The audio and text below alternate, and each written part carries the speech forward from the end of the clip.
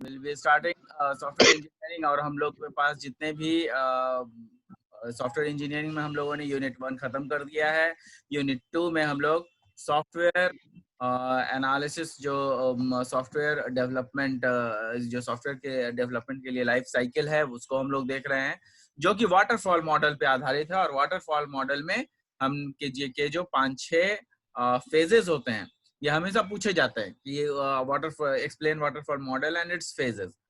तो ये जो फेजेस है उसको जो है हम लोग कर चुके हैं।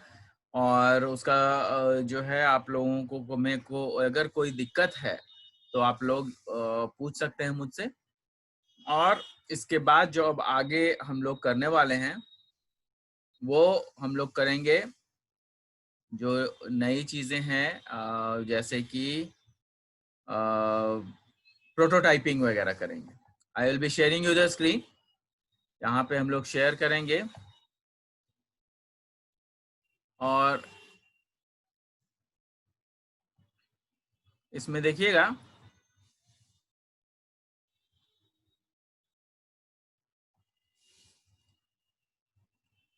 हम लोगों ने क्या क्या किया हुआ है।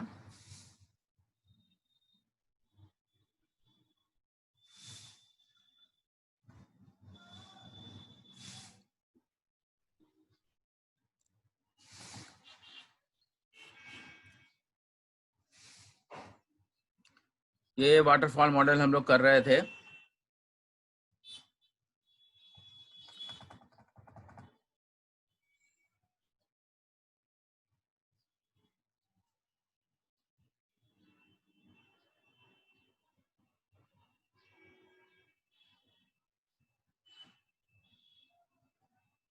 और वाटरफॉल मॉडल के फेजेस के बारे में हम लोगों ने पढ़ा, उसके एडवांटेजेस पढ़े, उसके प्रॉब्लम्स पढ़े। Now next is prototyping models. What does prototyping means? Prototyping होता क्या है? प्रोटोटाइप का मतलब बेसिकली क्या होता है कि जब प्रोटोटाइप हम लोग बातें करते हैं तो प्रोटोटाइप बेसिकली जो है ये डिफाइन करता है कि जो आपका ऑब्जेक्टिव्स है, वो ऑब्जेक्टिव्स हम लोगों को, जो सॉफ्टवेयर के ऑब्जेक्टिव्स हैं,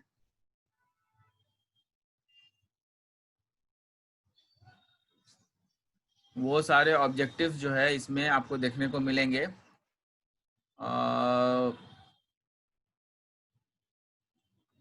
आई थिंक कि हम लोग जो है, जैसे प्रोटोटाइपिंग क्या का मतलब समझिएगा। प्रोटोटाइपिंग क्या होता है, आप लोगों को सॉफ्टवेयर एनालिसिस में भी प्रोटोटाइपिंग पढ़ना था, समझ रहे हैं? तो प्रोटोटाइपिंग का मतलब क्या होता है वो समझिएगा। प्रोटोटाइपिंग क्या होता है कि जब भी हम लोग जनरल ऑब्जेक्टिव्स की बात करते हैं, जब भी सॉफ्टवेयर के बारे में बातें करते हैं, तो उसके ऑब्जेक्टिव्स के बारे में बातें करते हैं। ऑब्जेक्टिव्स मतलब कि आखिर वो सॉफ्टवेयर क्या कर सकता है ना? उसमें क्या हम लोग इनपुट देने वाले हैं, कैसे प्रोसेसिंग होने वाली है और उसकी क्या आउटपुट आने वाली है। जो कंप्यूटर है, बेसिक कॉन्सेप्ट समझिएगा कि बेसिक कॉन्सेप्ट कंप्यूटर का होता क्या है। कंप्यूटर का या सॉफ्टवेयर का जो बेसिक कॉन्सेप्ट यही है कि सॉफ्टवेयर के माध्यम, कंप्यूटर के माध्यम से सॉफ्टवेयर के जरिए, प्रोग्रामिंग के जरिए हम लोग इनपुट देते हैं और उस इनपुट को प्रोसेस किया जाता है और उस प्रोसेसिंग का जो रिजल्ट है दैट इज कॉल्ड आउटपुट, और वही हमें चाहिए। मतलब a certain type of instruction is given to the computer and it is being then processed। Process करने के बाद जो उसकी आउटपुट होती है वो हमारे पास दिखनी चाहिए, वो हमें नजर आनी चाहिए, राइट? तो ये चीजें हैं हमारे पास। अब यहाँ पर देखिएगा कि यहाँ पे कहा जाता है कि जो प्रोटोटाइपिंग मॉडल है उसमें यहाँ पे मैंने लिखा है, often a customer defines a set of general objectives.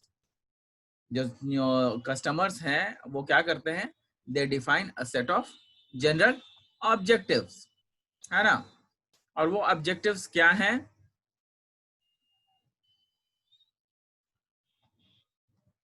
वो ऑब्जेक्टिव्स हैं कि आपका सॉफ्टवेयर कैसे बनेगा, किस तरीके से उसका उसका जो आगे जो उसकी उसका जो इनपुट स्टेटमेंट्स वगैरह है वो कैसे लिखा जाएगा, कौन सा प्लेटफॉर्म यूटिलाइज किया जाएगा, किस प्लेटफॉर्म पर जो हम लोग प्रोग्रामिंग लैंग्वेज जो यूज करने वाले हैं वो किस तरीके से यूटिलाइज किया जाएगा।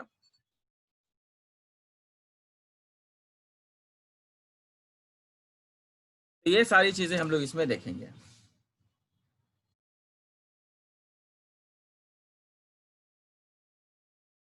तो आप लोगों का जो ये टॉपिक है वो इसी पे डील करता है। कई बार क्या होता है कि जब हम लोग इनपुट देते हैं कंप्यूटर को, जब हम लोग इनपुट देते हैं तो जो भी इनपुट देते हैं वो ऑब्वियसली हम लोग पढ़ चुके हैं कि प्रोग्रामिंग के माध्यम से देते हैं, और जो भी प्रोग्राम हम लोग लिखते हैं वो कैसे लिखते हैं, वो हम लोग जो भी प्रोग्राम लिखते हैं वो सारे प्रोग्राम्स जो हैं वो सारे प्रोग्राम्स इंस्ट्रक्शंस के रूप में होते हैं, और वो सारे इंस्ट्रक्शंस जो भी इंस्ट्रक्शंस हैं वो सारे इंस्ट्रक्शंस क्या कर दिए जाते हैं, वे सारे इंस्ट्रक्शंस जो है वो लिए जाते हैं सीक्वेंशियली, एल्गोरिदम को, सेट ऑफ एल्गोरिदम्स को ध्यान में रखते हुए। तो इसका मतलब ये है कि सेट ऑफ रूल्स को जो है हम लोगों को फॉलो करना पड़ेगा, तभी हम लोगों को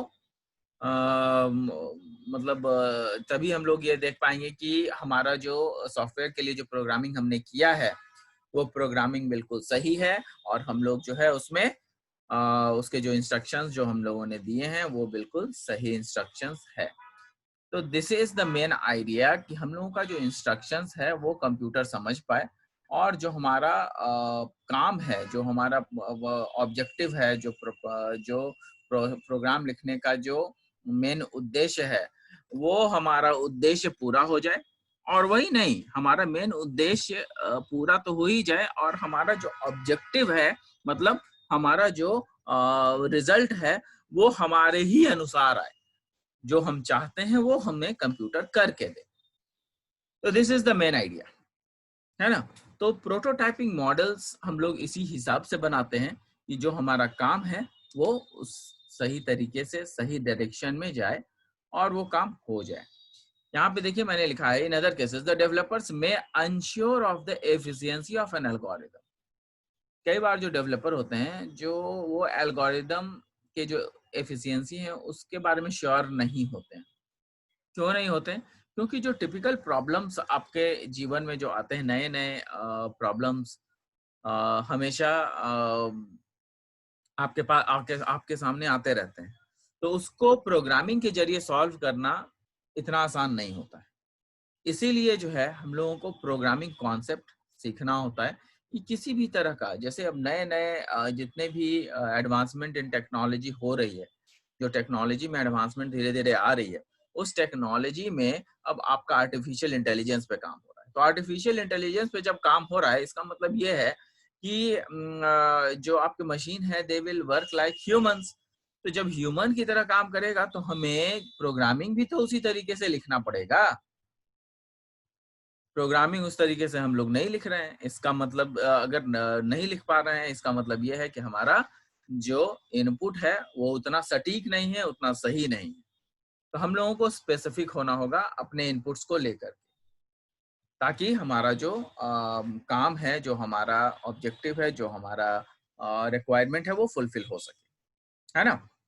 तो प्रोटोटाइपिंग मॉडल उसी टाइप को के मॉडल को डिफाइन करता है जिसमें कि आपका जो एल्गोरिदम है वो किसी एक पर्टिकुलर सॉफ्टवेयर के लिए सटीक बैठे, मतलब आपका सारा काम उसमें हो जाए। तो ये आपका जो, इसीलिए मैंने यहाँ पे लिखा है the developer may be unsure of the efficiency of an algorithm. हो सकता है कि एक एल्गोरिदम उतना एफिशिएंट ना हो लेकिन उसका प्रोग्राम इनएफिशिएंट नहीं होगा, प्रोग्रामिंग जो है वो सही होगा। क्यों होगा सही? क्योंकि हम लोग जो प्रोग्रामिंग करते हैं एल्गोरिदम के अनुसार, हम लोग तो सेट ऑफ रूल्स होता है ना एल्गोरिदम, एल्गोरिदम में तो हम लोग सेट ऑफ रूल्स को डिफाइन करते हैं और वो सेट ऑफ रूल्स को हम लोग इम्प्लीमेंट करते हैं, लेकिन इम्प्लीमेंट करते कहाँ हैं? प्रोग्राम में ही तो करते हैं इम्प्लीमेंट। तो जब प्रोग्राम में इम्प्लीमेंट कर रहे हैं तो इसका मतलब ये है कि हमारा जो भी प्रोग्रामिंग अप्रोच है वो सही है अगर सही आउटपुट आता है, और अगर थोड़ा भी गलत आउटपुट आ रहा है इसका मतलब है कि हमने सही से रूल्स फॉलो नहीं किए हैं। In this case prototyping paradigm में ऑफर द बेस्ट अप्रोच। तो प्रोटोटाइपिंग जो है, अगर मान लिया कि कहीं से हमारा एल्गोरिदम थोड़ा सही नहीं है, पूरा इफेक्टिव नहीं है, तब उस केस में क्या होता है कि हम लोग प्रोटोटाइपिंग के कुछ रूल्स हैं, उसके कुछ जो तरीके हैं उसको हम लोग फॉलो करते हैं। वो कौन कौन से तरीके हैं? तो सबसे पहला तरीका होता है रिक्वायरमेंट्स गैदरिंग। रिक्वायरमेंट्स गैदरिंग क्या होता है? रिक्वायरमेंट्स गैदरिंग का मतलब ये होता है कि जितने भी सॉफ्टवेयर बनाने की रिक्वायरमेंट हैं, वो सभी रिक्वायरमेंट्स को हम लोग क्या करते हैं, वो सभी रिक्वायरमेंट्स को हम लोग क्या करते हैं कि वो सारे रिक्वायरमेंट्स को हम लोग ले लेते हैं, उसको हम लोग एक जगह रखते हैं। मतलब उसको सारे रिक्वायरमेंट्स को गैदर कर लेते हैं, उसको डॉक्यूमेंटेशन में डाल देते हैं। डॉक्यूमेंटेशन में डालने से होता क्या है कि आपका जो रिक्वायरमेंट्स है वो एक जगह हो जाता है, और उसको हम लोग बार बार रेफर कर पाते हैं कि हमने क्या, हमारे पास हमारा रिक्वायरमेंट एक्चुअली सॉफ्टवेयर का क्या था, सॉफ्टवेयर का जो रिक्वायरमेंट है वो क्या था, और उसी के बेसिस पे हम लोग डिजाइनिंग करते हैं। और वही डिजाइनिंग जो है प्रोटोटाइप बिल्डिंग कहलाती है। ध्यान से सुनिएगा, जो हमारा सॉफ्टवेयर का रिक्वायरमेंट्स है, उस रिक्वायरमेंट्स के अनुसार हम लोग क्या करते हैं, हम लोग सारे रिक्वायरमेंट्स को गैदर कर लेते हैं, उसको डॉक्यूमेंट कर लेते हैं, और उसके अनुसार हम लोग डिजाइनिंग करते हैं। डिजाइनिंग मतलब फर्स्ट पेज में क्या खुलेगा, सेकंड पेज में क्या खुलेगा, फर्स्ट पेज से कितने पेजेस जुड़े रहेंगे, सेकंड पेज से कितने पेजेस जुड़े रहेंगे, वो सब। जैसे कि आप लोग हमेशा फेसबुक वगैरह में करते होंगे। फेसबुक में क्या होता है, जैसे ही आप आईडी और पासवर्ड डालते हो तो उससे एक पेज खुलता है, जिससे कि कई तरह के पेजेस खुल सकते हैं। जैसे फ्रेंड सर्कल को देखना चाहो तो वो अलग, आप अपना प्रोफाइल देखना चाहो तो वो अलग, आप अपना फोटो चेंज करना चाहो तो वो अलग, नोटिफिकेशंस देखना चाहो तो वो अलग, चैटिंग सेक्शन देखना चाहो तो वो अलग। ये सब जो है कब पॉसिबल हो पाता है, जब आपका आईडी और पासवर्ड फेसबुक का सही होता है, तभी आप उसमें एंटर कर पाते हो और इतनी सारी चीजों को देख पाते हो। तो मतलब ये है कि आपका जो जिस हिसाब से जो रिक्वायरमेंट होता है, उसी रिक्वायरमेंट्स के अनुसार अगर हम लोग चलें, तो हम लोग का जो रिक्वायरमेंट है वो तो पूरा होगा ही, बल्कि डिजाइन भी जल्दी बनेगा। डिजाइनिंग क्यों जल्दी बनेगा? क्योंकि हमने रिक्वायरमेंट पहले ही बना लिया है, उसको लिख लिया है। अगर हम लोग नहीं लिखते हैं तो होता क्या है दिक्कत, कि वो बाद में हो सकता है एक दो चीजें हम लोग भूल जाए। तो हम लोग जितने भी उसके डिफरेंट ऑब्जेक्टिव्स हैं, जितने भी काम हैं, उसको सबको हम लोग पॉइंट आउट कर लेते हैं कि अच्छा ये काम करना है, ये काम करना है, ये काम करना है, ये काम करना है। उसके लिए एक टीम मीटिंग होती है, और उसी मीटिंग के दौरान ये सब चीजें पता चलती है कि अच्छा ये चीजें भी रहनी चाहिए, वो चीजें भी रहनी चाहिए, ऐसे रहना चाहिए। और ये सारी चीजें क्लाइंट के सामने होती है। क्लाइंट को भी ये सारा चीज बता दिया जाता है, दिखा दिया जाता है। क्यों? क्योंकि पैसा लगाने वाला क्लाइंट ही हमारा होता है। और जब तक पैसा लगता है, जब तक जो पैसा लगा रहा है, हम लोग काम तो उसी के अनुसार करेंगे ना। तो हमेशा जो है ये देखा जाता है कि जो पैसा लगाता है, जो सॉफ्टवेयर में पैसे लगा रहा है, तो वो बंदा के अनुसार ही हम लोग सॉफ्टवेयर में काम करते हैं और चेंजेस उसमें लाते हैं। तो this is basically a very good part, जिसके कारण जो है हमारा सॉफ्टवेयर बहुत ही अच्छा बन पाता है। तो उसमें नेक्स्ट होता है क्विक डिजाइन। क्विक डिजाइन करने का मतलब यह है कि आपका पेजेस, कौन से पेजेस किस पेजेस पे किसके बाद खुलेंगे, आपका डेटाबेस का डिजाइन कैसा है, डेटाबेस में कौन सी क्वेरी वगैरह में किस तरीके से वो हैंडल किए जा रहे हैं। तो ये दोनों चीज होता है, फ्रंट एंड और बैक एंड दोनों पे काम होता है। जो डेटाबेस का काम होता है that is called back and, क्योंकि वो आपके इंफॉर्मेशन को सपोर्ट करता है। और फ्रंट एंड क्या होता है? जो आपने वेब डेवलपमेंट किया है या फिर कुछ जो सामने आपको दिख रहा है, वो सब सब फ्रंट एंड है। अब देखिए यहाँ पर आगे कि जो आपका नेक्स्ट है प्रोटोटाइप बिल्डिंग। प्रोटोटाइप बिल्डिंग क्या होता है कि बेसिकली आपका जो प्रोटोटाइप बिल्डिंग कहने का मतलब कि एक आप एक ढांचा तैयार कर लेते हो, एक आप ढांचा तैयार कर लेते हो जिसमें कि क्या होता है, जिसमें कि कहने का मतलब ये है कि आप एक मॉडल तैयार कर लेते हो कि आपका सॉफ्टवेयर कैसा बनेगा, कैसा दिखेगा। तो अब सॉफ्टवेयर बेसिस पे क्या होता है कि जनरली जैसे अब आज के डेट में बहुत सारी चीजें अवेलेबल हो गई, बहुत सारे नए नए टूल्स आ चुके हैं, जो कि आपका सॉफ्टवेयर बनने के बाद आपको एक्चुअल इम्प्लीमेंटेशन दिखाने की जरूरत नहीं पड़ती है। उसके लिए हम लोग क्या करते हैं कि हम लोग उसके लिए सिम्युलेटर्स तैयार करते हैं। क्या तैयार करते हैं? सिम्युलेटर्स। सिम्युलेटर्स अब क्या होते हैं, ध्यान से सुनिएगा कि सिम्युलेटर्स क्या होते हैं। बेसिकली सिम्युलेटर्स क्या होते हैं कि सिम्युलेटर्स में एक ये डिवाइस होता है जिसमें कि आप सॉफ्टवेयर को बिल्ड करते हो। सपोज कीजिए कि आप किसी मोबाइल के लिए सॉफ्टवेयर बना रहे हैं, राइट? जैसे व्हाट्सएप आपने बनाया, तो व्हाट्सएप अगर आपने बनाया तो उसको टेस्ट कैसे करोगे? डायरेक्टली मोबाइल में डाल दोगे? पहले उसको हम लोग कंप्यूटर पे डालते हैं, कंप्यूटर पे टेस्ट करते हैं। कंप्यूटर पे टेस्ट करने के बाद हम लोग जो है उसका एक सिमुलेटर तैयार करते हैं, मतलब कंप्यूटर जैसा ही होता है, जो कि जिसमें कि बटन्स वगैरह सब होते हैं और वो उसी तरीके से बिहेव कर सकता है, उसको हम लोग कैरी भी कर सकते हैं।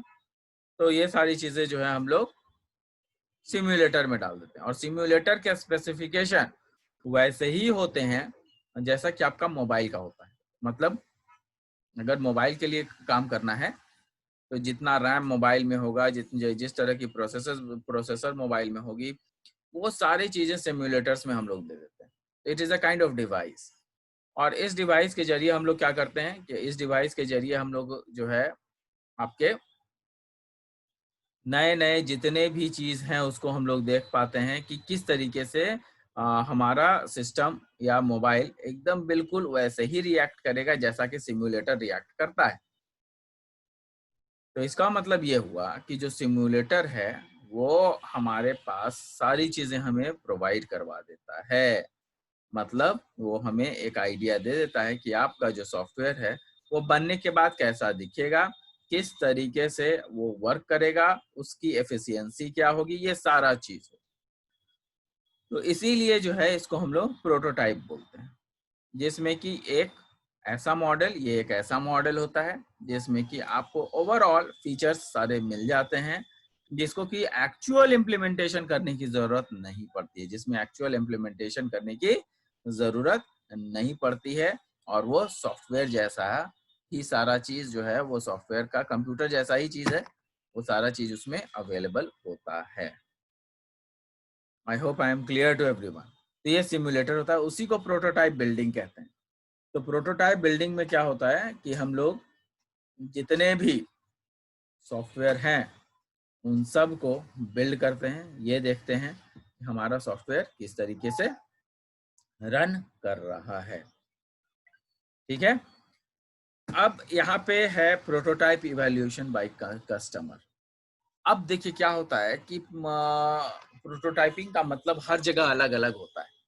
जैसे हमने सॉफ्टवेयर के फील्ड में बताया अभी, और हार्डवेयर के रूप में बताया कि किस तरीके से बिल्ड करते हैं, उसी तरीके से हम लोग ये भी प्रोटोटाइप में देखते हैं कि बाकी के जो सॉफ्टवेयर जो हम लोगों ने फ्रेम किया है या बनाया है, उसको कस्टमर कैसे लेगा, किस तरीके से उसका जो है यूज करेगा, वो सारी चीजें हम लोग इसमें डालते हैं।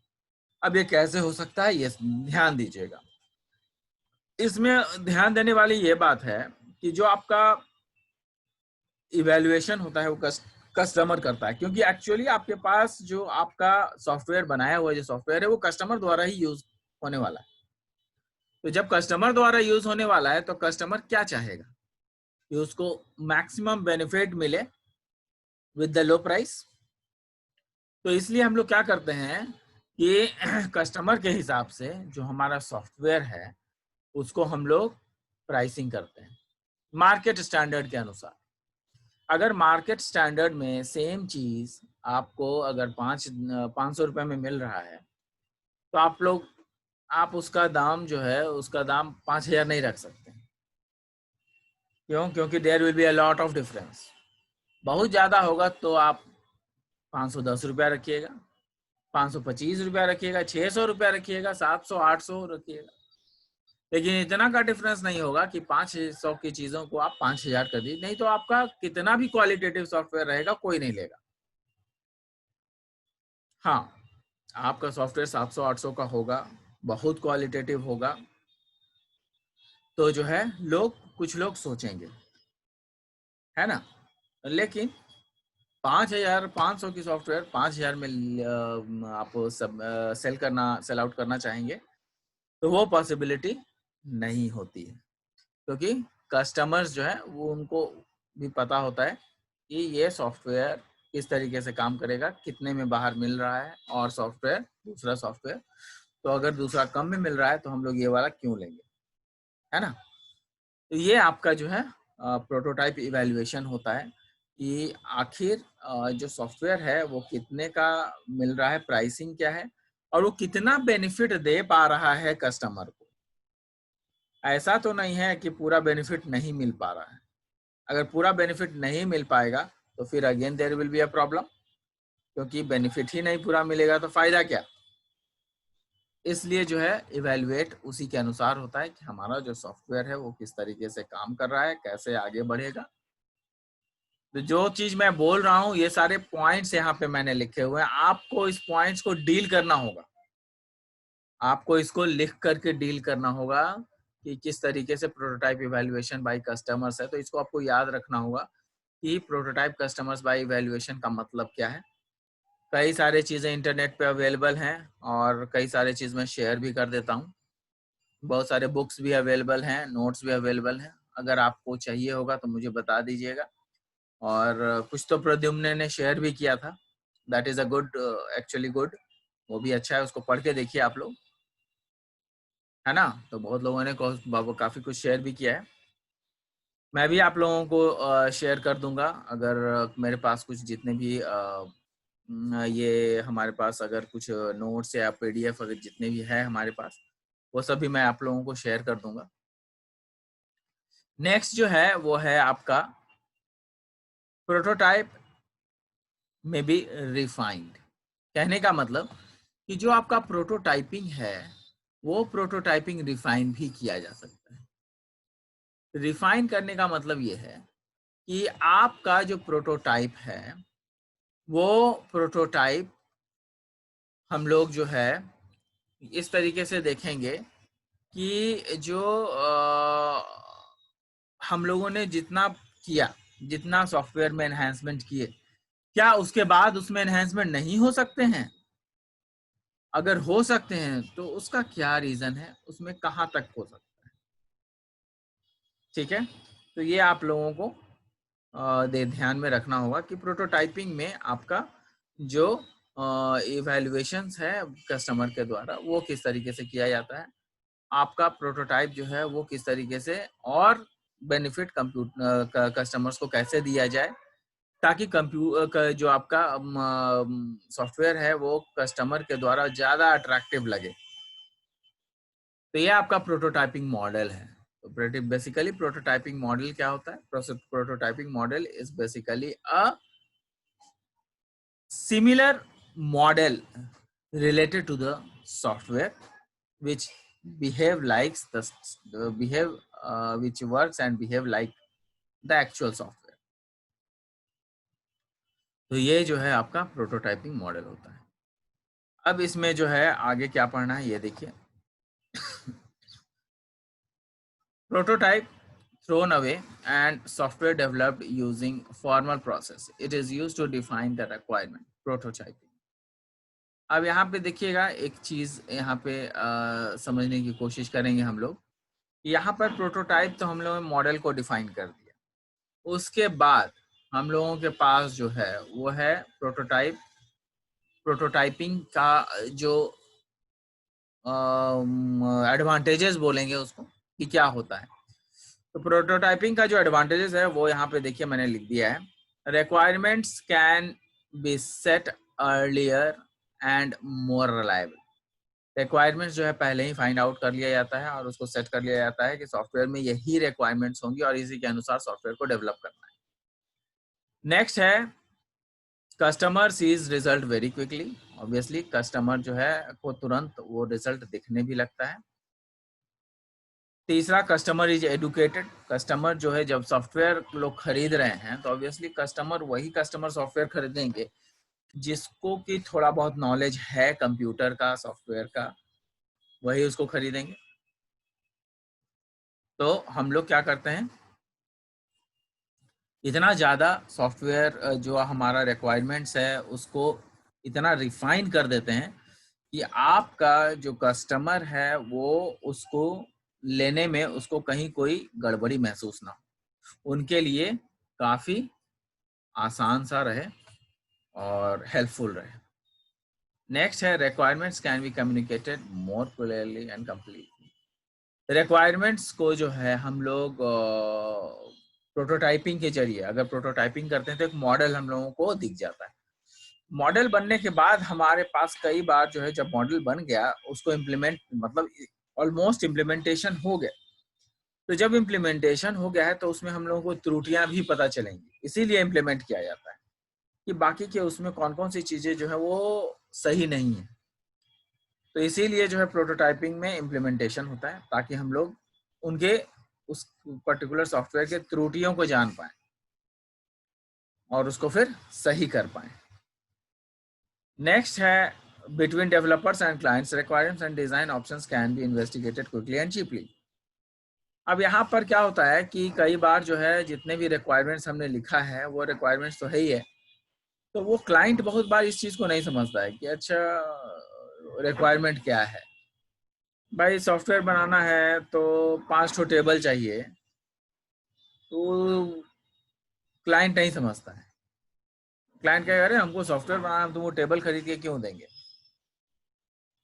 तो ये चीजें नहीं समझ में आता, ये चीजें इसीलिए हम लोगों को खुद से करनी पड़ती है। तो इट डिपेंड्स। तो धीरे धीरे करके जब आपके पास अवेलेबल होते हैं कस्टमर क्लाइंट, तो आप उनको धीरे धीरे बताते हो कि ये चीज़ें का रिक्वायरमेंट है, ये चीज़ें ऐसे ऐसे हो रही है, उसके अनुसार चेंजेस होते जाते हैं। और उसके बाद इस ये करता क्या है कि जो क्लाइंट है और जो कंपनी है उन दोनों के बीच में एक बढ़िया रिलेशन बन जाता है और जो आपका रिक्वायरमेंट्स है वो और बेहतर क्लियर हो जाता है।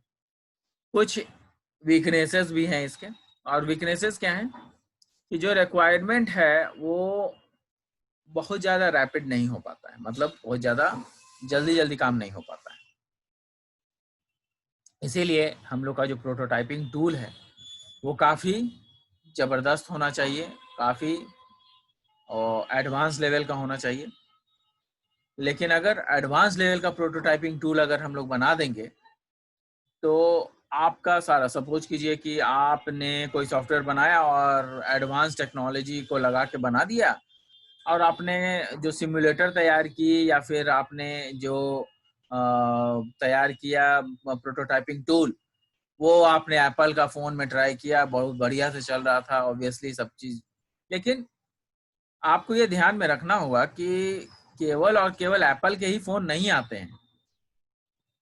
फ़ोन जो है वो सैमसंग के भी आते हैं, मोटरोला के भी आते हैं, और डिफरेंट कई सारे चीप कंपनी के भी आते हैं, जैसे आपका ये माइक्रोमैक्स, और इससे भी चीप में भी जाते हैं कुछ चाइना के मोबाइल्स। तो उन सब में क्या ये सारा काम उसी तरीके से काम करेगा जैसे कि एप्पल वाले फोन में करता है? नहीं। तो ये एक दिक्कत आती है। इसलिए हम लोग को प्रोटोटाइपिंग टूल को इतना ज़्यादा एडवांस भी नहीं रखना है कि हमारा जो है सॉफ्टवेयर हर जगह इम्प्लीमेंट ना हो सके। तो requires a rapid prototyping tool and expertise in using it, a cost for the developer organization. Next है smoke and mirrors, looks like working version. कहते हैं कि स्मोक एंड मिरर्स का मतलब यह है कि धीरे धीरे जब भी जो एडवांसमेंट आता जाए उस एडवांसमेंट को, उस टेक्नोलॉजी को इम्प्लीमेंट हम लोग करते चले जाते हैं। अगर उस एडवांसमेंट को इम्प्लीमेंट नहीं करेंगे तो पता चलेगा कि हमारा जो सॉफ्टवेयर है वो उतना सही से बन ही नहीं पाया। ठीक है, हमारा जो सॉफ्टवेयर है उतना सही से बन नहीं पाया, उसका काम नहीं हो पाया। इसीलिए जो है हम लोग क्या करते हैं, हम लोग उसको ध्यान में रखते हैं कि भाई जो हमारा सॉफ्टवेयर है वो इस तरीके का हो कि उसमें बदलाव भी किए जा सकें, चेंजेस किए जा सकें, एक वर्जन से दूसरी वर्जन में इम्प्लीमेंट किया जा सके। मतलब उसका डिफरेंट वर्जन्स जो है वो हम लोग बनाते हैं। एक वर्जन कंप्लीट हुआ तो दूसरे वर्जन पे हम लोग स्टार्ट हो जाते हैं काम करना, क्योंकि उसमें समय लगता है। तो जो डिफरेंट नए वर्जन्स होते हैं वो क्लाइंट भी जानते हैं कि डिफरेंट जो नए वर्जन्स आएंगे that will be more better, वो ज़्यादा अच्छा वर्जन होगा। तो इसीलिए जो है हम लोगों को जो वर्जन्स है वो हमेशा आगे की ओर रखना चाहिए, एडवांसमेंट इन टेक्नोलॉजी के साथ चलना होगा। तो ये इसके एडवांटेजेस हैं और डिसएडवांटेजेस। नेक्स्ट क्लास में हम लोग रैड मॉडल करेंगे, जो कि रैपिड एप्लीकेशन डेवलपमेंट बोलते हैं इसको। तो ये हम लोग नेक्स्ट क्लास में करेंगे। होपफुली आप लोगों को ये सारी चीज़ें समझ में आई होंगी। तो I will be meeting you in the next class.